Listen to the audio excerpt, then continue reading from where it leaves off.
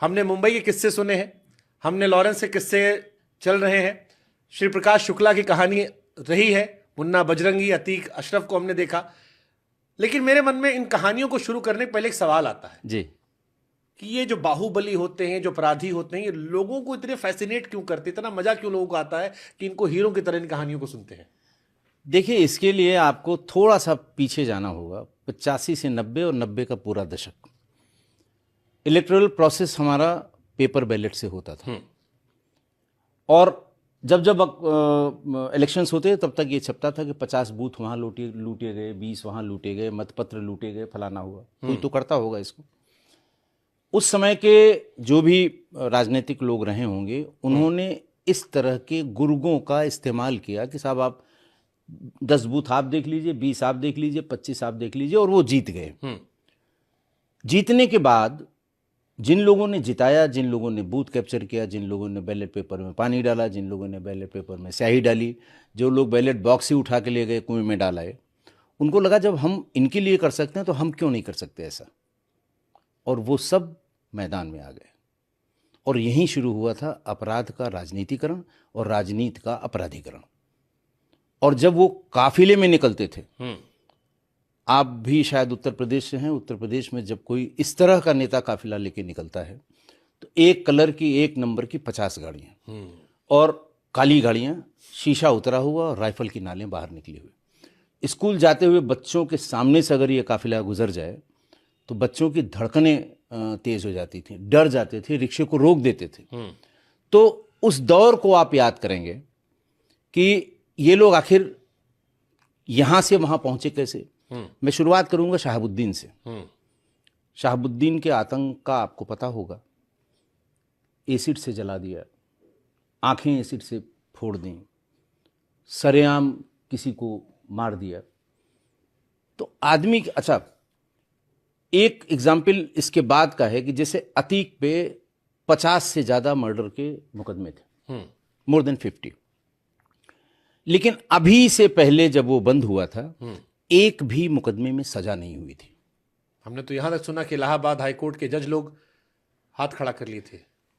इसकी जमानत के एक प्रार्थना पत्र में हाई कोर्ट के 11 जजों ने रिक्यूज किया, उसको टेक्निकल वर्ड में रिक्यूज कहते हैं, पास ऑन कर दिया कि हम नहीं करेंगे।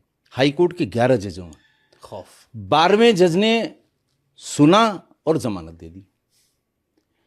न तो जज ने यह बताया कि वो क्यों नहीं सुनेगा, न हमारे आप तक ये बात पहुंची कि वो क्यों नहीं सुनेगा, लेकिन जानते सब लोग हैं कि जमानत नहीं हुई तो तुम्हारा ये होगा। कौन? जो बैटरी ऑफ लॉयर्स वो रखे हुए हैं कि वो सर 1 मिनट बात करनी है चैम्बर में, वो सर जमानत लगी है, सर हो जाए तो अच्छा रहेगा, नहीं तो सर आप समझ ही रहे हैं।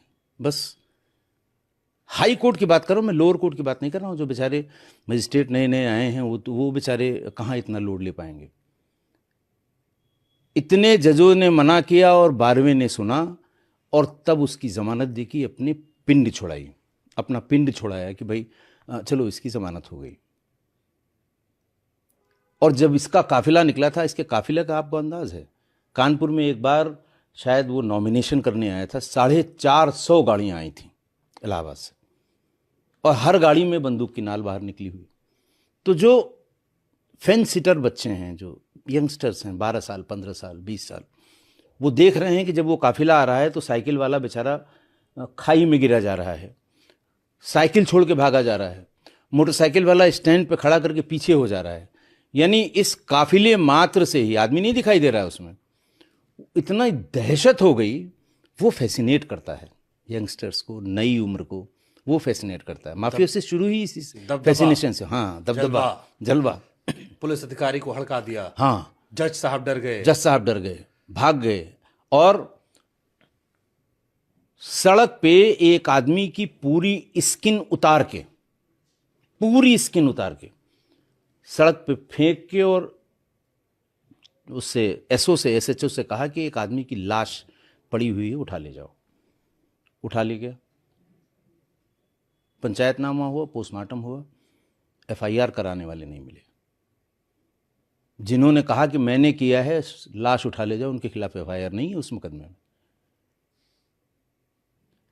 विरोधियों ने मान लिया विरोधी की हत्या हुई, 4 गवाह तैयार हो गए, गवाह अदालत तक नहीं पहुंचा, या तो कंप्रोमाइज़ किया, होस्टाइल हो गया कि साहब हम तो उस समय कलकत्ता में थे, फर्जी लिखवा दिया गया हमको गवाही में, या फिर मारा गया। तो जब आप अपनी कॉन्स्टिट्यूंसी कह लें, अपने इलाके या अपने ज़िले के 10, 20, 50 लाख लोगों की जानकारी में ये है कि ये फलां आदमी ने चौराहे पे 20 गोलियां मारी उसे और वो मर गया, और अदालत में कुछ नहीं हुआ, तो फैसिनेट तो वही करेगा, रियल हीरो तो वही है, रॉबिन हुड तो वही है। और 4 लोग के भला कर देते हैं। हाँ, और 4 लोगों का भला नहीं, भला क्या, देखिए उसका एक ट्रेंड है, गरीब की शादियों में पैसा देंगे, बहुत अच्छी बात है, इससे अच्छी बात कोई नहीं हो सकती। ये हर बाहुबली का है, हर बाहुबली का, आप किसी का देख लीजिए। ये वो जनता सुने जो इन बाहुबलियों को हीरो बनाती है। हाँ, कि गरीब की शादी में, ठीक है गरीब है बेचारा, वो बेटी की शादी नहीं कर पा रहा, बहुत अच्छा है, लेकिन एक गरीब की शादी की तो 1000 लोग वाह वाह करने वाले, अरे क्या बात है, सारे बाहुबली लाइन से। फिर कोई अगर जैसे कोरोना जैसी महामारी आ गई तो उन्होंने कहा साहब एक 3 दिन का खाना हमारी तरफ से बनेगा, हम खाना खिला देंगे। किसी का मकान बनवा दिया गया हो ये मैंने आज तक नहीं सुना। आपने सुना हो, आप भी बहुत देश विदेश ढूंढे हो कि किसी का मकान बनवा दिया हो, जमीन पे कब्जा सुना, जमीन पे कब्जा सुना होगा आपने, लेकिन किसी को उसका मकान बनवा दिया गया, किसी बाहुबली ने नहीं किया। वो कहते हैं कि सांप को कभी पालना नहीं चाहिए। अभी हम आज इसको मकान बनवा देंगे, कल यही हमारे खिलाफ गवाही देगा। आपने सुना हो तो बता दीजिए। ट्रेंड है एक, शादी करवा देंगे, शादी करवा देंगे, टूर्नामेंट होगा, पैसा दे देंगे, जेल जाओगे छुड़वा देंगे, लेकिन मकान नहीं डेवलप नहीं होने देंगे, ना मकान बनने देंगे, ना अपने यहाँ कोई फैक्ट्री लगने देंगे। रोजगार जैसे छोटी मोटी फैक्ट्री, मान लिया आप शुगर की जो प्रोसेसिंग छोटी यूनिट आजकल वेस्टर्न यूपी में लगी हुई है, उसमें 50-60 लोगों की, 100 लोगों की, आसपास के लोगों की नौकरी लग जाती है। वो नहीं लगने देंगे, हमारे इलाके में नहीं लगेगी, या तो इतना पैसा दो, वो नहीं लगने देंगे। भाई ऐसा भी तो करिए कि जो गरीब है उसके यहाँ एक कमाने वाला हो जाए तो पूरा परिवार अपने आप उसका चलने लगे। फिर दरवाजे पाँव कौन पकड़ेगा? हाँ, फिर दरवाजे पर सलाम करने कौन आएगा? गाड़ी में राइफल लेके कौन बैठेगा? तो ये सब जगह किसी का आप देखिए, कोई बाहुबली देख लीजिए, शहाबुद्दीन से लेकर, शहाबुद्दीन से शुरू करिए, शहाबुद्दीन हैं, अतीक अशरफ हैं, ये है मुख्तार अंसारी हैं, हरिशंकर तिवारी हैं, वीरेंद्र शाही हैं, किसका नाम लें, लाइन है, पूरी लिस्ट है, सब बाहुबली हैं और सब राजनीति में गए, सब पे 100-100, 50-50 मुकदमे हैं। किसी मुकदमे में कन्विक्शन नहीं हुआ अनलेस वो जेल नहीं पहुंच गए, सरकार ने कोई दम नहीं दिखाया, पॉलिटिकल विल नहीं हुई, कोई सजा नहीं हुई। और ये बात सारे अधिकारी भी जानते हैं, सारे नेता भी जानते हैं, सब लोग जानते हैं, पब्लिक भी जानती है, पब्लिक आज की तारीख जज साहब भी जानते हैं, सब जानते हैं। वही बाहुबली है। तो ये सिस्टम सबको पता भी है, सबको दिक्कत भी है, लेकिन चल भी रहा है, चला आ रहा है। देखिए, भला हो इलेक्ट्रॉनिक एज का कि हम ईवीएम पे शिफ्ट हुए, नंबर 1 बहुत बड़ा चेंज किया उसने कि इस तरह के लोग जो बूथ कब्जा करके वहाँ पहुँचते थे उनकी संख्या ख़त्म तो नहीं हुई, लेकिन धीरे धीरे उनकी संख्या कम हो गई। दूसरा भला हो मोबाइल फ़ोन का। आपको पता है कि मर्डर के केस में एलिबी साबित करने के लिए, जैसे सब सारी दुनिया ने देखा कि हम मर्डर में शामिल थे, शाम को हम टीटी के पास गए, पहले वो गत्ते वाला जो टिकट होता था, खट्ट खट्ट वाला, तो वो आपसे आते समय ले लेता था। घर पे जब रेड होती थी तो वो उसमें रबर बैंड में रखे रहता था, जुलाई का ये, अगस्त का ये, पंजाब मेल का ये, फलाने उसका ये। वकील ने कहा कि टिकट ले आओ कलकत्ता में होने का, फलां तारीख का, टीटी के पास जाइए, आप सौदा करिए, वो आपको टिकट दे देगा जिसमें तारीख की मुहर लगी हुई है, और अदालत में सबमिट होगा कि साहब मैं तो उस तारीख को कलकत्ता में था।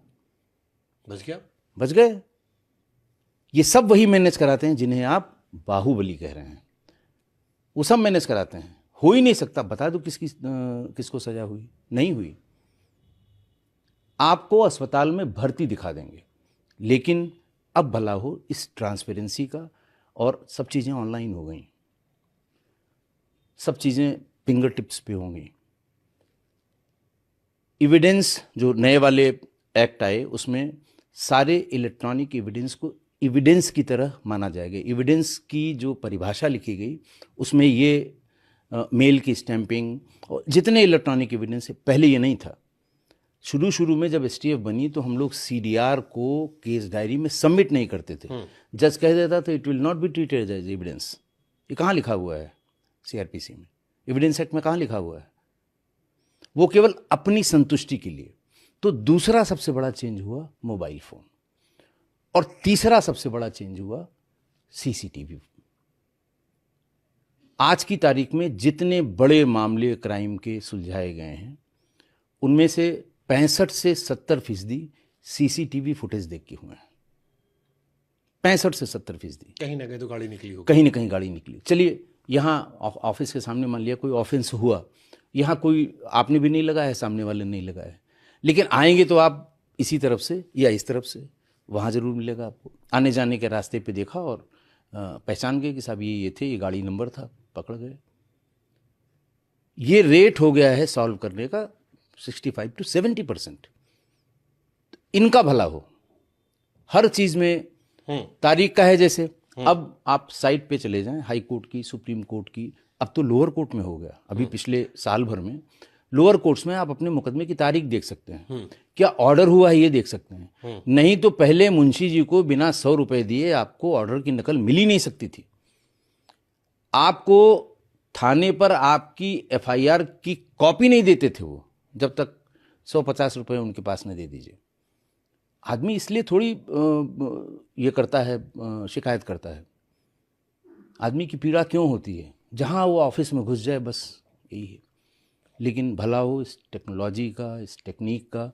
मोबाइल फ़ोन पे अपनी वो प्रोग्रेस देख लेते हैं। दवाइयाँ मोबाइल फ़ोन पे मिल जाती हैं। आपको दवाई जो दी गई है वो बहुत महंगी तो नहीं दी गई है, ये भी मिल जाती है। तो अब ये धीरे धीरे इस टेक्निक